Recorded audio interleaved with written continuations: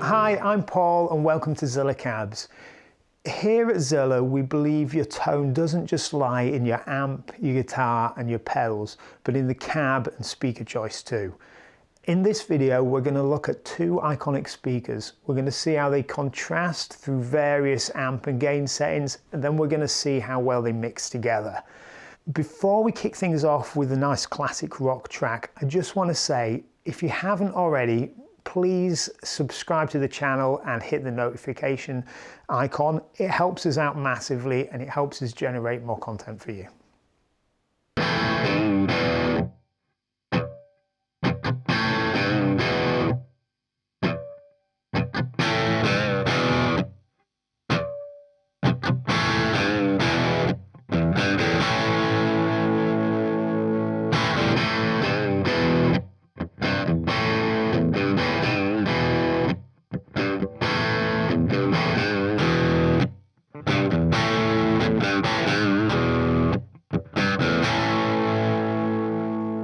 Now these two speakers are probably the most closely linked in this range of videos that we're doing. The basic story is that the MCreamback is essentially just a high-powered greenback. The reason this came about was Celestion noticed a lot of people wanted the greenback kind of vibe, the vintage warmth that it brings, but were restricted from using it due to its low power rating in 1x12 cabs and 1x12 combos. As with all speakers, the words that we use to describe them depend on our overall view of that speaker.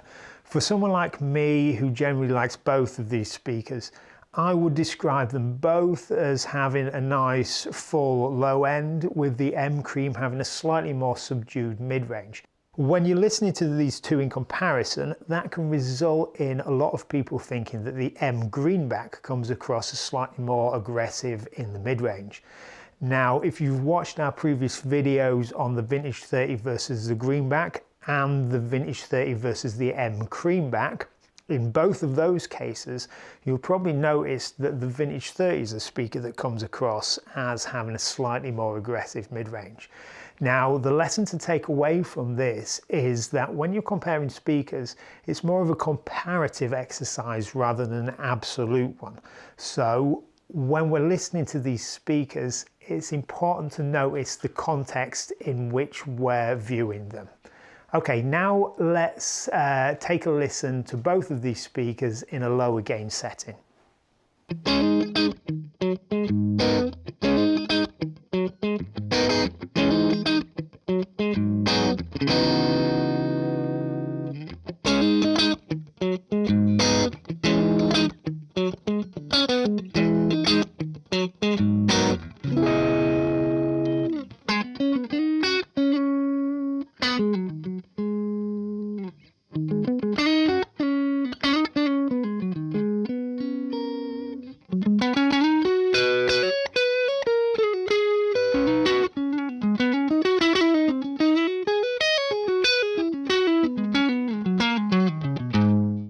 You probably noticed a running theme in our videos that you can't just look at the speaker without considering the cabinet that it's in. So let's take a quick look at our Studio Pro. That's the cab we've used for these recordings. To me, the Studio Pro is our all-rounder of the 2x12. It doesn't quite have the fullness or the thud of the oversized 212s and the 4x12s, but it sits in a really nice place between the 1x12s and 4x12s.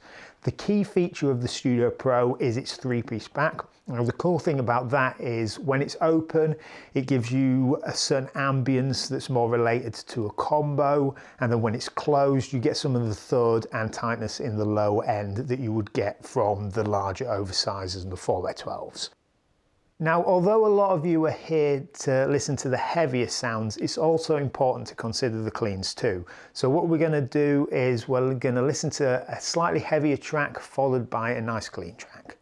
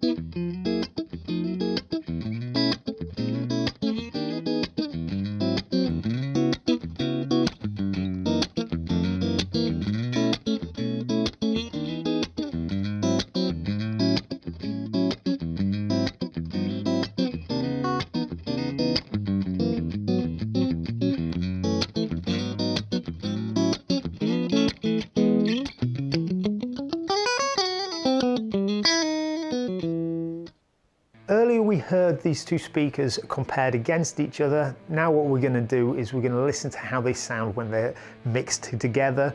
We're going to do this in an X pattern in our oversized 4x12.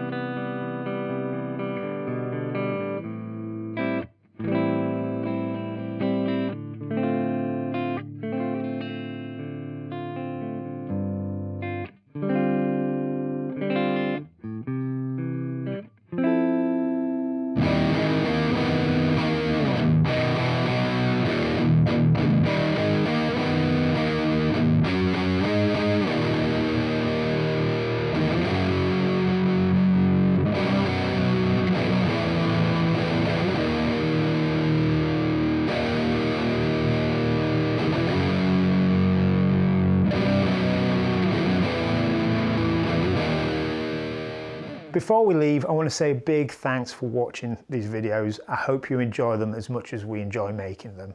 I want to say a massive thanks to the guys that provided us with the tracks that we've reamped for these videos. They're Joss Allen, John Cordy, David Page and Tom Quayle. And as always, we'd love you to subscribe, leave us a comment and hit the notification icon so you get to see all our new videos. For the gear that we've used, as well as the technical specs on the speakers, hit the description below. And until next time, stay cool, hang tough, and riff hard.